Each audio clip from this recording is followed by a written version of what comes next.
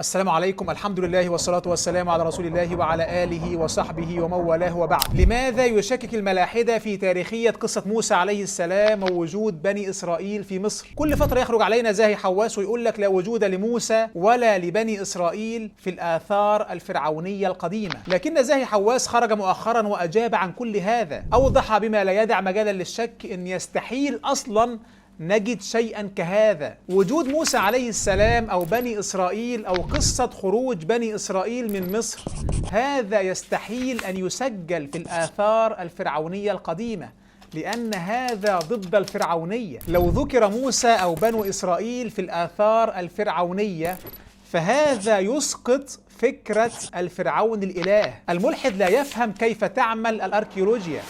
لكن أنا بقول إن في الآثار المصرية لا يوجد أي ذكر لأنبياء الله. ليه؟ لأن المصري القديم الملك عشان يبقى إله كان لازم يبني مقبرة لنفسه ومعابد عشان يتعبد فيها للآلهة ولنفسه، ويهزم أعداء مصر ويقدم قرابين للآلهة ويوحد مصر العليا والسفلى. هذا هو البرنامج اللي وضعه الفراعنة، أي لا يمكن وجود أنبياء الله ضمن هذا البرنامج. لا يمكن تشوف اسم نبي داخل مقبرة أو معبد. لكن بقول بقى إن مثلا إحنا عرفنا عن الهكسوس إزاي؟ طالب قاعد في مدرسة الكرنك سمع عن الهكسوس كتب القصة عرفناها، وبقول إحنا كشفنا حتى الآن 30% من أثرنا، ما زال في 70% موجودة. هناك احتمال كبير جدا إن تلميذ في معبد أو أي حد هيسيب نقش هيتكلم عن فرعون الخروج. طب دكتور زاهي، مش غريب إنه حدث هام أثناء مطاردة الفرعون لسيدنا موسى وشق البحر وغرق الجيش وكل هذه الأحداث الهامة جدا لا يتم ذكرها أبدا في ده ضد برنامج الفرعون، ده ضده. لو هو ذكر هذا الكلام هو هزم، ولا يمكن الفرعون أو يقبل الهزيمة. السبب لا يمكن أن يسجل في برنامج الملك إطلاقا،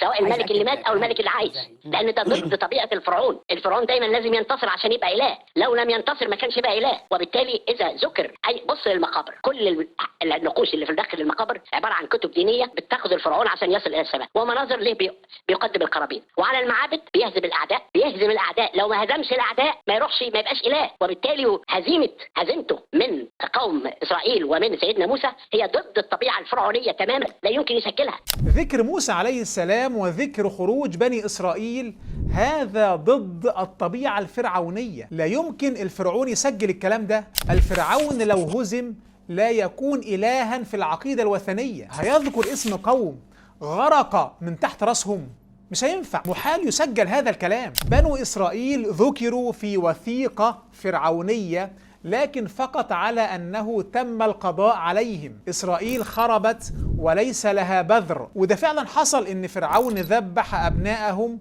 واستحيا نساءهم، فهو ده بس اللي يسمح بتسجيله في الآثار. نجد في لوحة مرنبتاح ابن رمسيس الثاني في السطر 27 نجد كلمة إسرائيل وجنبها علامة على أنهم شعب ليسوا دولة، جماعة عرقية فرعون هزمهم. فلو سلمنا أن هذه الكلمة هي إسرائيل، وهذا يقول به أغلب المختصين، يقول الأركيولوجي ويليام ديفر كلمة إسرائيل على هذه اللوحة مؤكدة باتفاق العلماء. فلو سلمنا بهذا فده معناه أن فرعون الخروج فعلا كان في هذه الفترة، فترة ما قبل مرنبتاح. اللوحه اللي بيتكلم عنها الدكتور، فعلا اللوحه دي بتؤكد ان فرعون الخروج ممكن يكون قبل. لو احنا قلنا لو ترجمت كلمه بني اسرائيل على انهم اسرائيل، علماء قالوا ده اسرائيل، علماء قالوا لا ده مش اسرائيل، فهناك ملاحظه في الموضوع ده. لكن لو كانت هي كلمه اسرائيل صحيحه وهذا الشاعر بيمجد في مرنبتاح ومرنبتاح عايش، لا يمكن واحد شاعر يمجد في ملك ميت. اذا فرعون الخروج قبل مرنبتاح مين؟ ما نعرفش. اذا الاثار الفرعونيه تذكر ان فرعون يهزم الامم، لكن فرعون يغرق ما ينفعش. زي اللي حصل في معركة قادش، هزم رمسيس الثاني وكاد أن يقتل. لن تجد على جدارية في أي معبد هذا الكلام. كل ما كتب عن قادش في المعابد المصرية إن رمسيس الثاني نسفهم نسف. وعشان كده يقول لك عندما تدرس تاريخ الوثنيات القديمة فاحذر مما تجد ومما لا تجد. وده على فكرة اللي حصل مع يونس عليه السلام. يونس ابن متى بعث في الآشوريين نينوى، وثنية برضه. الدوريات الآشورية بتذكر الأحداث سنة بسنة. فأين إسلام سكان نينوى واتباعهم ليونس عليه السلام؟ أين هذا الكلام؟ وأرسلناه إلى 100,000 أو يزيدون فآمنوا فمتعناهم إلى حين. أين إسلام هؤلاء في الدوريات الآشورية القديمة؟ هنكتشف هنا حاجة مهمة جدا. الزمن التقريبي ليونس عليه السلام طبقا لمرويات أهل الكتاب هو زمن يربعام الثاني من سنة 786 إلى سنة 746 قبل الميلاد. لما فحصوا دوريات الآشوريين في ذاك الوقت وجدوا أن النقوش محيت تماما، اتمسحت في مرحلة تالية في 40 سنة ضيعة في ذاك التوقيت من التاريخ الآشوري. حتى سماها أستاذ الأدب الآشوري هيلو، سماها 40 سنة الخالية. وهذا نفس استنتاج ألبرت جريسون عندما قال إن إحنا عندنا 40 سنة فارغة في التاريخ الآشوري القديم. فهذه طبيعة التاريخ الوثني القديم، لازم نفهم كيف يفكر الوثني. فما بالك بمصر، مركز الوثنية القديمة، والتي لم يؤمن أصلا مع موسى عليه السلام إلا قليل، فما آمن لموسى إلا ذرية من قومه على خوف من فرعون. أيضا في حتة مهمة جدا، الأنبياء مش بيعملوا تماثيل تخلد ما صنعوا، ممنوع هذا الكلام. لا تصنع لك تمثالا منحوتا ولا صورة، دي إحدى الوصايا العشر، أقدس نصوص أهل الكتاب. فلا هم بيصنعوا الحاجات دي ولا الوثنيين يسمحوا بكتابة هذه الأمور. بس هنا في نقطة مهمة جدا، لماذا لم نجد أي دليل على خروج بني إسرائيل من مصر؟ يعني ماشي محدش كتب، لكن هم عبروا من سيناء، فطبيعي نجد آثارا لهم في طريقهم. اللي عامل هذا الإشكال حاجة واحدة بس، إن أهل الكتاب بيعتقدوا إن بني إسرائيل خرجوا بأعداد كبيرة جدا، 2 مليون إنسان. فإزاي 2 مليون لا نجد لهم أي أثر في سيناء؟ وعشان نحل هذا الإشكال فالحل سهل جدا، وهو إن هذا الرقم أوفر. رقم 2 مليون هذا رقم مبالغ فيه جدا. يعني عندما نقوم بحساب من زمن يعقوب عليه السلام إلى الخروج من يعقوب لموسى، وده حوالي 4 قرون 400 سنة، فكيف 12 ولد من أولاد يعقوب عليه السلام يصبحوا 2 مليون إنسان في 4 قرون؟ إزاي؟ ده غير إنهم كانوا بيقتلوا من الفراعنة. 2 مليون ده كان عدد سكان إمبراطورية كاملة زمان. أيضا المساحة اللي كانوا فيها طبقا لأحداث قصة الخروج، هذه المساحة بتأكد إن هم كانوا أعداد قليلة. وعشان كده الذكي ابن حزم رحمه الله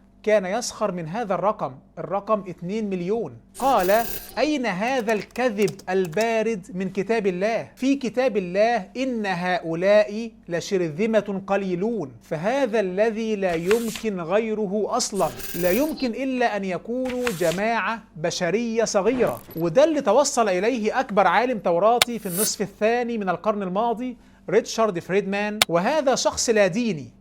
يقول أن الإشكال الأركيولوجي الوحيد في قصة خروج بني إسرائيل هو في العدد 2 مليون. أما لو كانوا جماعة بشرية صغيرة، وهذا تشير إليه قرائن كثيرة، فهنا لا إشكال أركيولوجي أبدا. طالما أنهم جماعة بشرية صغيرة فطبيعي جدا أنك صعب تجد أثرا لتحركهم من 3200 سنة. ده في سيارة ضاعت في يوم الغفران سنة 73، يعني من حوالي 50 سنة، وجدوها تحت 16 متر من الرمال. فأحداث حصلت من 3200 سنة من جماعة بشرية صغيرة ليس معهم أي شيء، ينزل عليهم المن والسلوى، يعني مش بيعمل أي حاجة. صعب جدا أن تجد لهم أي أثر، وربما نجد يوما دليلا على عبورهم من سيناء، ربما. طيب بنو إسرائيل خرجوا من مصر